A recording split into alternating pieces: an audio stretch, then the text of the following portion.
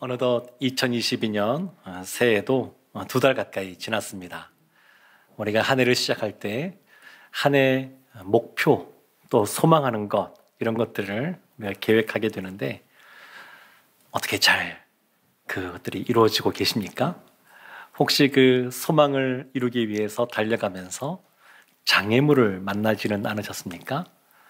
우리 인생에 있어서의 그런 목표 또 중장기적인 그러한 계획들을 세우면서 우리가 삶을 살아갈 때 예외 없이 그것을 이룬 것을 방해하는 장애물들을 만나게 됩니다. 이스라엘이 약속의 땅에 들어갈 때에도 그들 앞에 요단강이라고 하는 장애물이 있었습니다. 그런데 이 장애물, 이 상황을 생각해 보게 되면 굳이라는 그런 단어가 떠올려집니다. 15절 말씀에 이렇게 그 상황을 말합니다.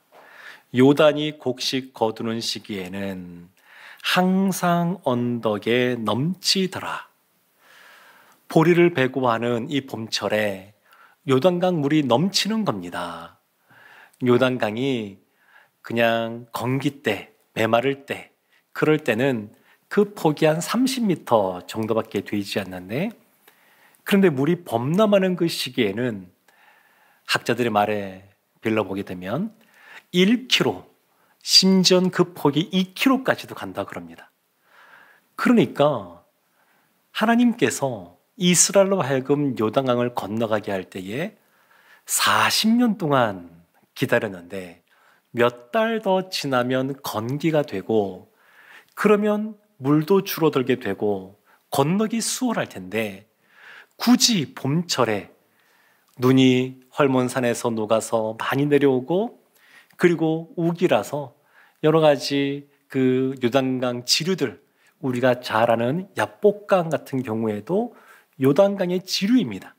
이런 데서 물들이 합류하면서 물이 굉장히 많아지는 그때, 그리고 그 강 깊이도 3, 4m에서 4, 5m까지 깊어지게 되고 그리고 물살도 빠르는, 유속이 빠른 그런 상황 속에 왜 굳이 그때 하나님이 요단강을 건너가게 하시는가?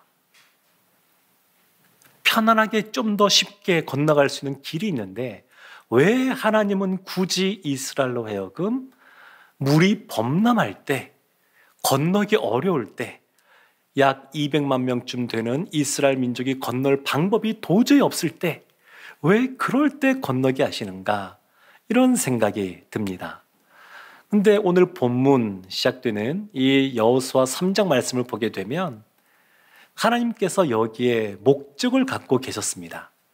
7절 말씀 보게 되면 첫 번째 목적이 이렇게 나옵니다.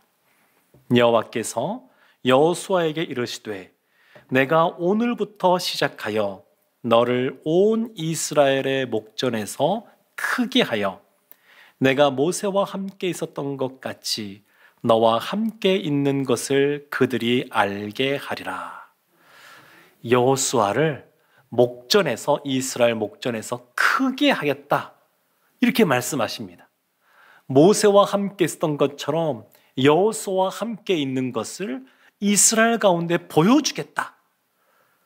그래서 그 보여주는 장면이 뭐냐면 모세가 홍해를 가른 것처럼 요단강 물을 그치게 하고 여호수아를 중심으로 하여 그 이스라엘 민족이 그 땅을 지나가게 하시는 겁니다. 그래서 이 여호수아, 이 지도자를 높여주기 위해서 이와 같은 일을 행하고 계신 겁니다. 그런데 비단 이것은 여호수아만이 아닙니다.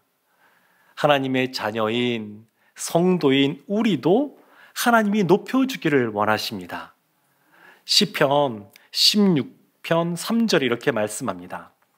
땅에 있는 성도들은 존귀한 자들이니 나의 모든 즐거움이 그들에게 있도다. 하나님이 이 땅에 있는 하나님의 자녀, 백성, 성도들을 존귀하게 여기십니다. 높여주십니다. 그래서 베드로 사도가 뭐라고 고백했냐면 베드로전서 2장 9절에서 그러나 너희는 택하신 족속이요 왕같은 제사장들이요 거룩한 나라요 그의 소유된 백성이니 왕 같은 제사장이라고 말합니다. 그러니까 우리가 어떤 존재냐? 우리가 여호수아는 아니지만 이 땅에 있는 하나님이 존귀하게 여기는 성도이고, 그리고 왕 같은 제사장으로 세워진 사람들이라는 겁니다. 그러니까 얼마나 감사한지 모르겠습니다. 하나님이 아무것도 아닌 우리를 높여주기를 원하십니다. 두 번째 목적이 있는데, 그것은 이스라엘에게 그들이 이제 가서 전쟁을 벌이게 될 가나안 땅, 그 가나안 족속을 쫓아내 줄 것에 대해서 미리 증표로서 보여주는 겁니다. 기드온과 300명의 용사들, 그 13만 5천 명이나 되는 미디안 군과 그 연합군들을 상대로 그들에게 징조를 보여주었는데, 기드온에게 여러 번 보여주었는데, 그걸 통하여 기드온과 300명이 믿음을 갖게 하신 것처럼 이스라엘 가운데 이 일을 통하여 믿음을 갖게 하기를 원하셨습니다. 10절 말씀이 이렇게 나옵니다. 또 말하되 살아계신 하나님이 너희 가운데에 계시사 가나안 족속과 헷 족속과 히위 족속과 브리스 족속과 기르가스 족속과 아모리 족속과 여부스 족속을 너희 앞에서 반드시 쫓아내실 줄을 이것으로써 너희가 알리라. 이것으로써 너희가 알리라. 지금 요단강이 갈라지고 멈추고 그 땅을 지나가는 이 사건을 통해서 너희들이 가서 수행해야 될 언약 전쟁, 그것도 반드시 승리하게 될 것이라고 하는 것을 보여주는 겁니다. 요단강이 멈추고 그것을 지나가는 것, 인간으로서 할 수 없는 불가능한 영역인데, 하나님이 그 인간으로서 할 수 없는, 이스라엘이 할 수 없는 그 불가능한 일을 보여주시면서 전쟁도 너희가 승리할 것이다, 그것을 먼저 알려주시는 겁니다. 그래서 거대한 성벽인 여리고성을 보면서도, 그리고 등치도 크고 그리고 여러 가지 무기도 발달한, 지형도 잘 알고 있는 그 가나안 땅 전쟁을 앞두고 믿음을 갖기를 원하셨습니다. 이 가나안 족속, 7족속이 나오는데, 여기선 7족속이지만 성경의 다른 곳에 보면 6족속도 나오고 10족속도 나오고 12족속도 나옵니다. 그러니까 많이 있는 겁니다. 가나안 족속, 그러면 그 족속만 말하기도 하지만 그 땅에 있는 수많은 족속을 통칭하여 가나안 족속, 이렇게 말합니다. 7이라는 숫자가 성경에서 완전수로서 많다, 그런 것을 의미하기도 하는데, 지금 그 가나안 족속, 많은 족속을 진멸하시고 쫓아내시는데, 그 이유가 뭐냐면 원래 그들의 땅을 그냥 하나님께서 야박하게 내보낸다, 이런 의미가 아니고, 온 우주 만물을 창조하신 그 하나님, 다스리시는 하나님, 이 땅의 모든 것을 소유하고 계시는 그 하나님께서 수백 년 전에 아브라함에게 약속하신 그 땅, 하나님의 땅인데, 그 하나님이 그 땅을 아브라함에게 주겠다라고 약속하셨고, 이제 그것이 이루어지고 있는 겁니다. 그리고 이 가나안 족속이 쫓겨나가는 이유는 그들이 하나님 앞에 범죄했기 때문에 그렇습니다. 그들의 죄가 관영하여 하나님이 그들을 심판하여서 그들을 진멸하고자 하는 계획이 있었습니다. 또 하나는, 그들을 진멸하고자 했던 것은 그들이 바알을 섬기고 이 가나안 족속이 아세라를 섬겼는데, 그들이 섬기는 이방 신들 가운데 물들지 않도록 하나님께서 그들을 진멸하고자 하셨습니다. 안타까운 것은 성경 그 뒤로 넘어가게 되면 히스기야가 종교 개혁을 일으킬 때까지 그들 가운데 아세라 신상이 있었던 것을 보게 됩니다. 근데 하나님의 원래 계획은, 하나님의 뜻은 이 가나안 족속을 다 진멸하고 이스라엘이 세상 가운데 물들지 않는 삶을 살기를 원하셨습니다. 근데 하나님께서 이것으로써 너희가 알리라, 이렇게 말씀하시는데, 이것으로써 너희가 알리라는 걸 통하여 하나님이 어떤 분이신지를 알 수 있습니다. 하나님은 요단강을 건너게도 하시는 분이시고 그걸 통하여 가나안 땅 그 족속을 진멸하시고 쫓아내시는 능력 있는 하나님이라는 겁니다. 하나님은 능력의 하나님이십니다. 뿐만 아니라 그 능력을 가지시고 그 능력을 행하시고자 하는 의도가 있으신 분이십니다. 능력만 갖고 있는 것이 아니라 그 능력을 행하여서 이스라엘을 구원하고 앞서 싸우시고자 하는 생각이 있으신 분이 하나님이십니다. 그 하나님이 능력도 있고 행할 능력도 있는 의사도 있는 분이신데 그 능력을 누구에게 베푸시냐면 하나님의 자녀인 이스라엘 가운데 베풀기를 원하십니다. 하나님은 여호수아와 이스라엘이 하나님을 알기에 믿음을 갖기를 원하셨습니다. 불가능해 보이는 요단강을 건너가는 이 사건, 그렇지만 하나님은 하실 수 있다라고 하는 이 지식 갖고 믿음이 굳세기를 원하셨습니다. 하나님은 하나님이 어떤 분이신지를 알려주시는 분이십니다. 지금 이스라엘 가운데 이것으로써 너희가 알리라 라고 말씀하는데, 지금 하나님께서는 능력이 있으시고 그 능력을 행하시는 분, 그리고 이스라엘을 구원하시는 분, 그것을 알기를 원하셨습니다. 하나님께서 이와 같이 또한 굳이 요단강이 흘러넘치는 그 넘실거리는 그때 그들이 건너가게 하신 또 하나의 목적이 있는데, 세 번째 목적은 뭐냐면 가나안 족속들이 그것을 보고 간담이 놓기를 원하셨습니다. 요단강 바로 건너편에 여리고성이 있습니다. 그러지 않아도 40년 전부터 애굽에서 어떻게 행하셨는지, 광야에서 어떻게 행하셨는지 소문 들어서 간담이 녹았는데, 그들의 눈앞에 물이 넘쳐 흐르는 그 요단강이 멈추고 땅이 마르고 그 땅을 그 수백만 명의 이스라엘 민족이 그냥 직진으로 건너는 장면을 보게 하신 겁니다. 얼마나 놀랐겠습니까? 소문을만 들었던 하나님이 실제로 이와 같이 행하시는구나, 그것을 알려주고 있습니다. 사랑하는 성도 여러분, 하나님은 하나님 앞에 믿음 생활을 하는 영적인 훈련을 받는 우리들 앞에 장애물을 두십니다.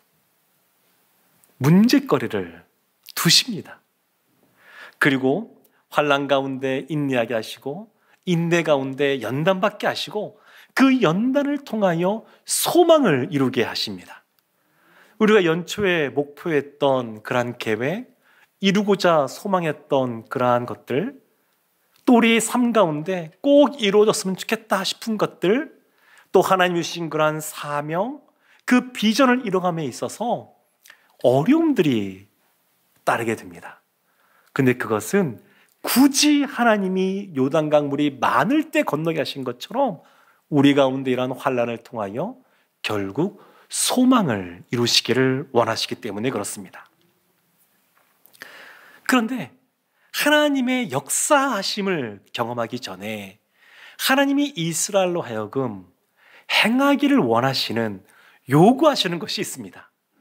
온 열방 가운데 하나님이 친히 복음을 다 전할 수 있음에도 불구하고 그렇게 안 하고 전도라고 하는 미련한 방법을 통하여 우리를 통하여 그 일을 행하시는 것처럼 하나님의 역사, 요단강 물이 멈추고 그 땅을 지나가게 하실 때에 그냥 행하지 않으시고 이스라엘로 하여금 순종하기를 원하시는 것이 있었습니다.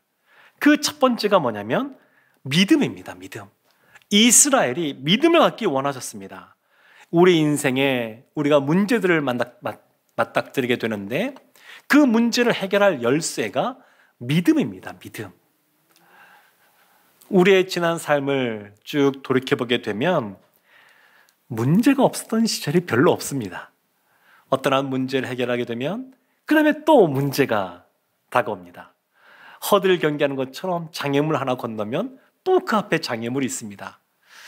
어떤 때는 작고 소소한 문제가 오기도 하고 어떤 때는 조금 더 큰 문제가 다가오기도 합니다. 질병의 강물, 또 물질의 그러한 강물, 또 여러 가지 관계의 그러한 어려움의 그러한 강물들이 그냥 우리 앞에 놓여 있습니다.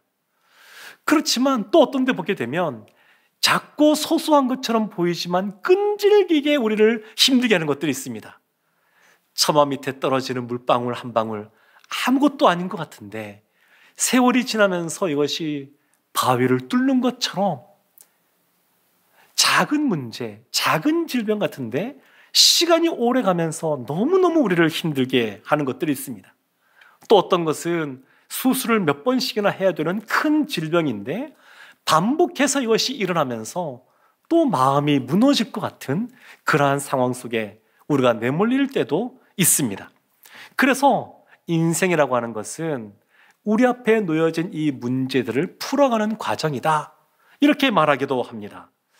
우리 가운데 있는 그런 문제, 장애물들을 잘 넘고 문제를 잘 해결하게 되면 우리의 기억 속에 아름다운 추억으로 남습니다.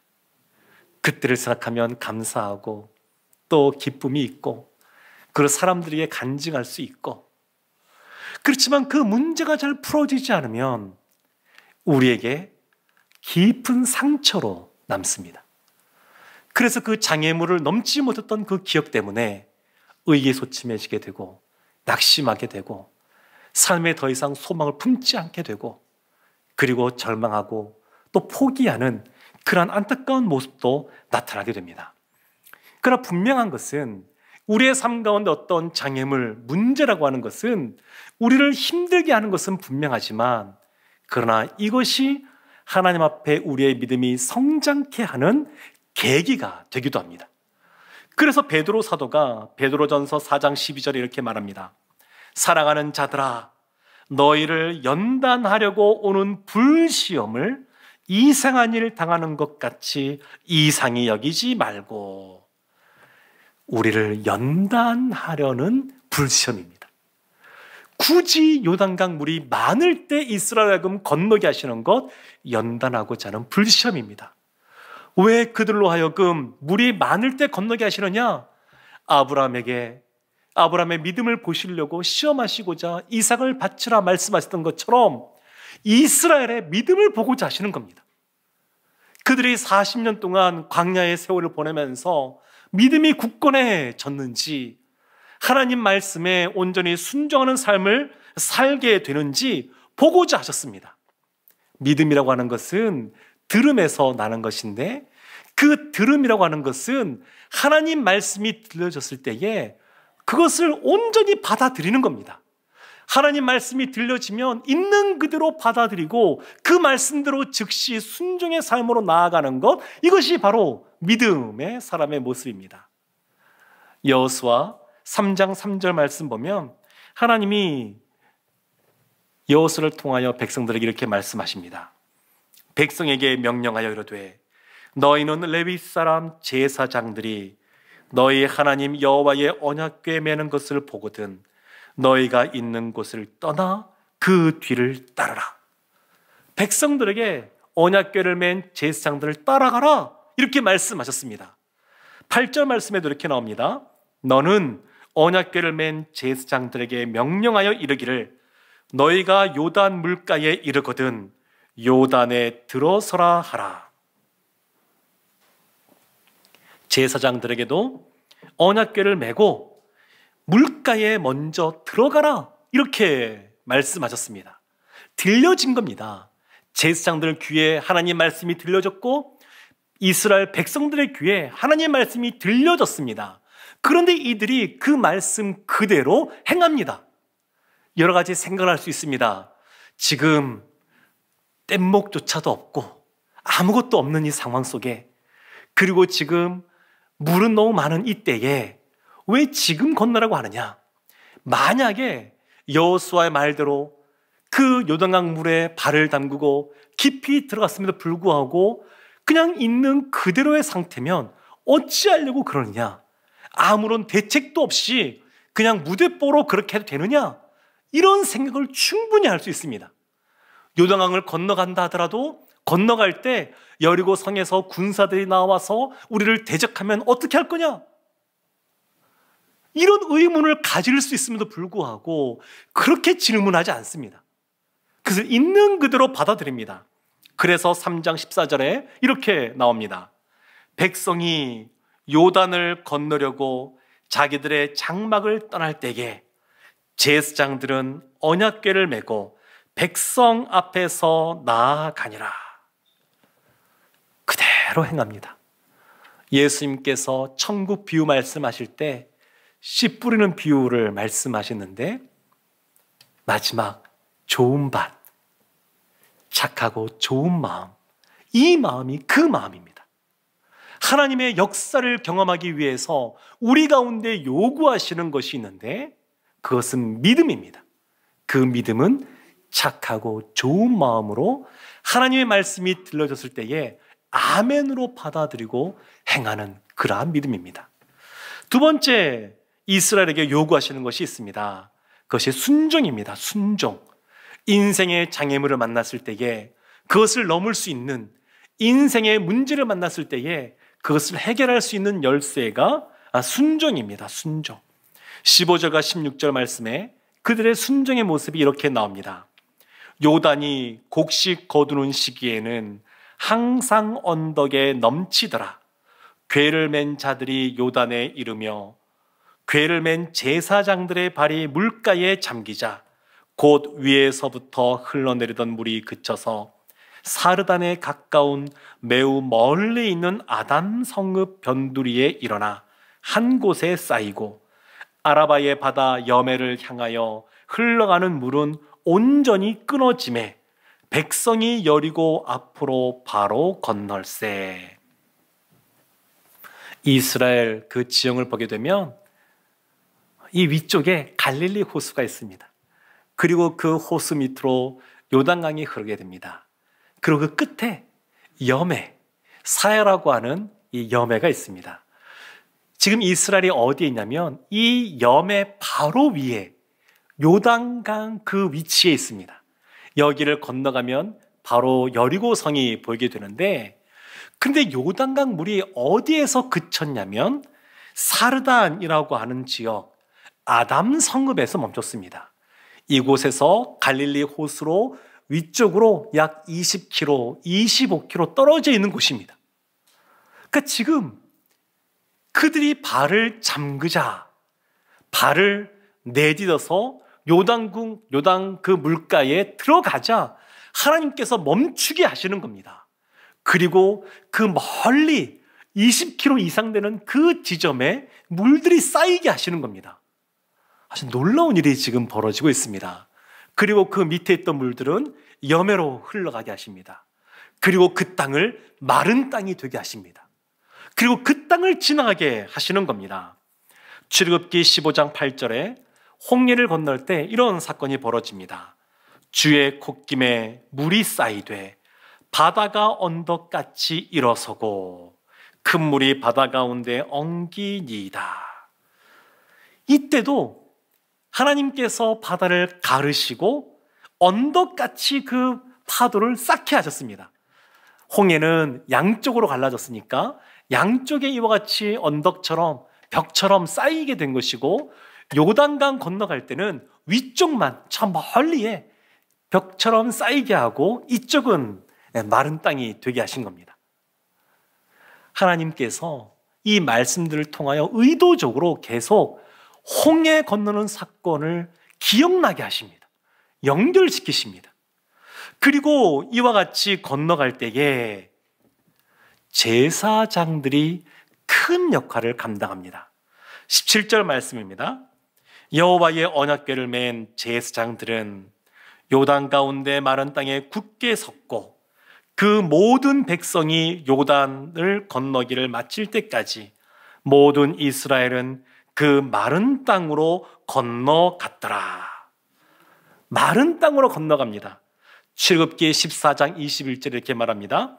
모세가 바다 위로 손을 내밀매 여호와께서 큰 동풍이 밤새도록 바닷물을 물러가게 하시니 물이 갈라져 바다가 마른 땅이 된지라.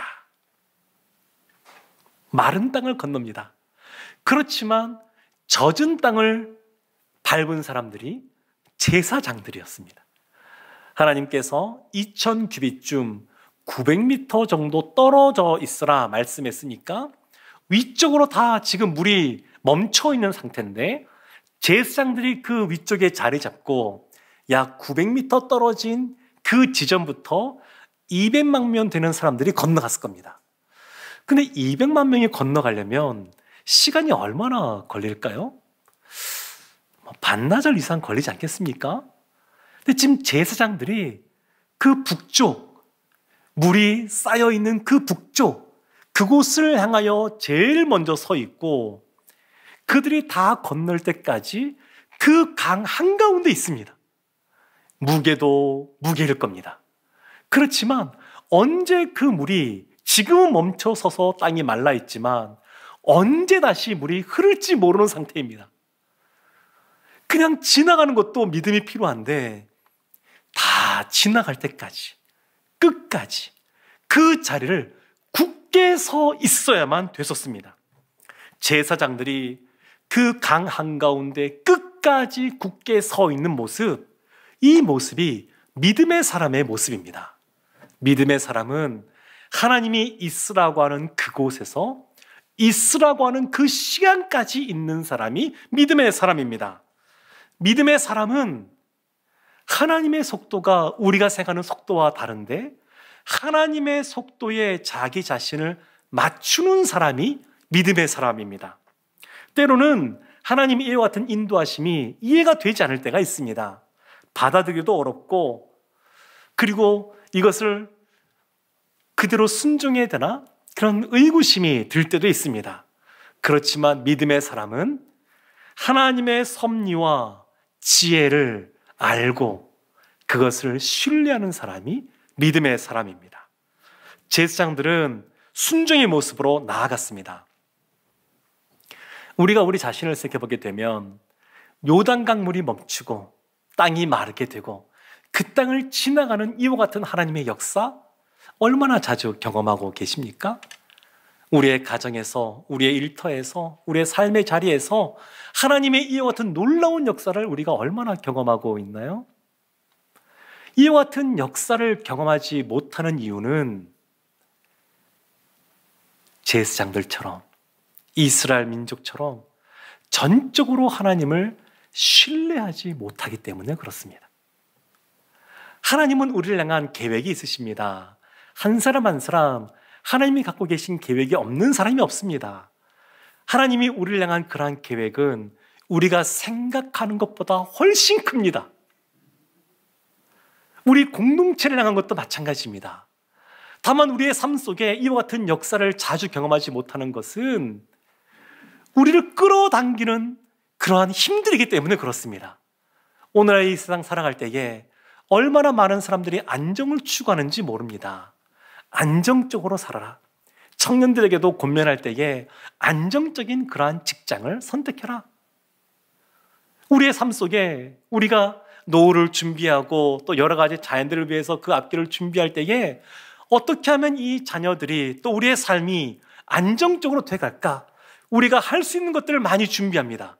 그것이 나쁜 것은 아닙니다만 그러나 그것이 하나님을 신뢰하는 것보다 앞서서는 안 됩니다. 하나님께서 그와 같이 하나님의 말씀을 신뢰하고 믿음의 발걸음을 떼기를 원하시는데 우리 가운데 그러한 연약한 모습 때문에 그런 모습이 없을 때가 있습니다. 그럼에도 불구하고 하나님이 우리를 사랑하시고 우리를 위로하시고 우리에게 힘을 주시는데 이사야서 43장 1절부터 3절까지 말씀이 이렇게 말씀합니다. 야곱아, 너를 창조하신 여호와께서 지금 말씀하시느니라. 이스라엘아, 너를 지으신 이가 말씀하시느니라. 너는 두려워하지 말라. 내가 너를 구속하였고 내가 너를 지명하여 불렀나니 너는 내 것이라. 내가 물 가운데로 지날 때에 내가 너와 함께 할 것이라. 강을 건널 때에 물이 너를 침몰하지 못할 것이며 내가 불 가운데로 지날 때에 타지도 아니할 것이요 불꽃이 너를 사르지도 못하리니 대저 나는 여호와 내 하나님이요 이스라엘의 거룩한 이요 내 구원자임이라. 내가 애굽을 너의 속량물로 구스와 스바를 너를 대신하여 주었노라. 아멘. 우리가 물 가운데 지날 때에 우리와 함께 하셨다고 말씀하십니다. 그리고 강을 건널 때에 침몰되지 않게 하겠다고 말씀하십니다. 불 가운데로 지날 때에도 타지 않게, 그리고 불꽃이 우리를 사르지 못하게 하신다고 말씀하십니다. 사랑하는 성도 여러분, 이 하나님이 계시기에 우리가 다시 한 번 더 주님 안에서 소망을 품을 수가 있습니다. 주님의 역사하심을 바라볼 수가 있습니다. 하나님은 우리에게 능력을 원하지 않으십니다. 능력이 중요한 것이 아니라 하나님을 믿는 믿음이 중요합니다. 하나님 말씀에 온전히 순종했던 삶을 살았던 다윗, 그와 대비되는 불순종의 대명사 사울왕, 그들을 보게 되면 이 사울은 블레셋과의 그러한 전쟁에서 하나님 앞에 먼저 제사를 드리기를 원했습니다. 그렇지만 사무엘 선지자가 늦게 오는 겁니다. 그래서 기다리지 못하고 사람들이 전쟁을 앞두고 하나님께 제사 드리지 않겠느냐, 그런 말들을 할 때에 그 말에 넘어가서 본인이 직접 드리고 맙니다. 본인이 블레셋에서 이스라엘을 구원할 수 있다는 생각, 그 전쟁을 통하여 자신이 인정받고 높아질 것이라는 생각, 또 사람들의 그러한 말과 그 상황과 형편을 보면서 하지 말아야 될 것을 합니다. 모르는 사람이 아닙니다. 사무엘 선지자가 왔을 때 책망할 때 그 모든 것을 알고 그냥 변명하는 걸 보면 아는 사람입니다. 아는 사람인데 불순종했습니다. 다윗은 하나님께 기름 부음 받고 10수년의 세월이 지날 동안 자신의 방법이 아닌 하나님의 때, 하나님의 방법을 기다립니다. 사랑하는 성도 여러분, 하나님은 무능력함을 책망하지 않으십니다. 불순종함을 책망하십니다. 하나님의 역사를 보기 원하는 이스라엘 가운데 하나님이 원하시는 것은 믿음으로 순종하는 겁니다. 그리고 그 앞을 나아갈 때, 돌파할 때 하나님께서 역사를 보여주십니다. 근데 우리 가운데 어려움이 있습니다. 막무가내로 덮어놓고 우리가 믿음으로 할 수 있습니다 이렇게 말하는 것이 아니라 하나님의 약속의 말씀이 먼저 있어야 됩니다. 하나님의 말씀이 있고 그 말씀 붙잡고 나아가는 겁니다. 근데 우리의 삶 속에 이와 같은 하나님의 말씀이 있는가? 그 말씀이 있어야 믿음으로 신뢰하며 이 현실을 돌파하며 나갈 텐데 하나님의 말씀이 있는가? 근데 하나님은 우리의 생각보다 우리를 훨씬 많이 사랑하십니다. 우리에게 좋은 걸 주기 원하십니다. 마태복음 7장 9절에서 11절 말씀이 이렇게 말씀합니다. 너희 중에 누가 아들이 떡을 달라 하는데 돌을 주며 생선을 달라 하는데 뱀을 줄 사람이 있겠느냐? 너희가 악한 자라도 좋은 것으로 자식에게 줄 줄 알거든 하물며 하늘에 계신 너희 아버지께서 구하는 자에게 좋은 것으로 주시지 않겠느냐? 하나님은 좋으신 분이십니다. 하나님 앞에 하나님 저에게 약속의 말씀을 주십시오, 소망을 주십시오, 비전을 주십시오 기도하면, 또 그 말씀 붙잡고 나아가 기도하면 하나님이 우리에게 약속의 말씀을 주실 줄로 믿습니다. 믿음으로 순종하여 돌파하는 시간을 가진 대표적인 인물이 아브라함입니다. 히브리서 11장 8절에 이렇게 말씀합니다. 믿음으로 아브라함은 부르심을 받았을 때에 순종하여 장래의 유업으로 받을 땅에 나아갈새 갈 바를 알지 못하고 나아갔으며, 갈 바를 알지 못했지만 아브라함은 믿음으로 하나님 말씀이 들려질 때에 친척 본토 아비집을 떠나는 순종을 하게 됩니다. 그리고 나아가게 됩니다. 사랑하는 성도 여러분, 나이가 많이 있단다 할지라도 하나님이 우리를 향한 그러한 계획, 소망이 없는 것이 아닙니다. 히브리서의 믿음장에 야곱을 향한 그 표현을 보게 되면 나이가 많이 들어서 병까지 있는데 그 자녀들을 위하여 축복 기도해 준 것, 그것을 믿음으로 했다라고 칭찬해 주시고 인정해 주시는 부분이 나옵니다. 우리 모두는 하나님이 부르시는 그날까지 하나님이 계획하신 또 우리에게 주신 비전을 향하여 달려가야 될 줄로 믿습니다. 믿음으로 순종하여 현실을 돌파하는 우리 모두가 되기를 주님의 이름으로 축원합니다. 아멘. 기도하겠습니다. 하나님, 우리를 사랑하시고 우리 한 사람 한 사람을 향한 계획을 갖고 계시며 연약한 우리들을 도와주시고 붙잡아 주시고 용기를 주시고 인도하여 주셔서 감사를 드립니다. 주님 안에서 약속의 말씀 붙잡고 담대하게 믿음으로 살아가 이 세상 가운데 하나님의 역사를 경험하고 하나님 나라가 임하는 것을 볼 수 있는 저희 모두가 되게 하여 주옵소서. 예수님의 이름으로 기도합니다. 아멘.